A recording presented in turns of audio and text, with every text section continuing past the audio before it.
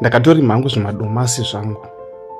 Izvi zvimadomasi zvamuri kuona, malines awa muri kuona, malines emadomasi akutotanga hawo kuita maruva. Ndakasiyanisa magrade.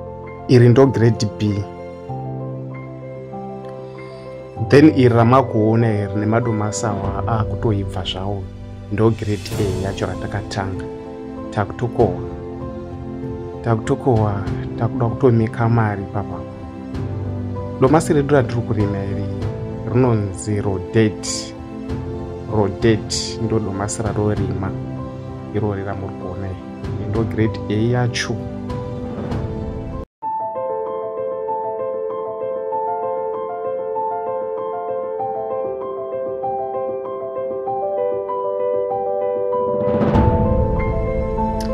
Murungoona nebundo racho nawo munda macho mune bundo. Kurima kunorwadza. Neta kurisakura warisakura zvebundo ireri atongozopedzisirawo taungoti tombosiya zvakadaro. Orwadza kurima ku. Orwadza uku.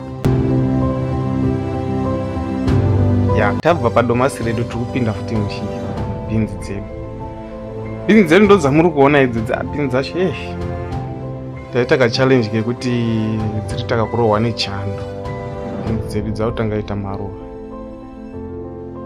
Munda wacho ungosanganisa izvo zvichibagiwo zvatotoisawo futi izvozvo.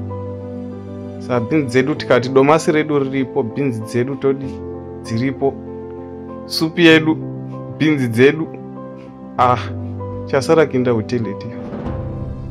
Because musatamba nebhinzi. Idzi dzamuri kuona idzi dzakutobereka idzi. Dzatovanwana chasara kuti dzichikora.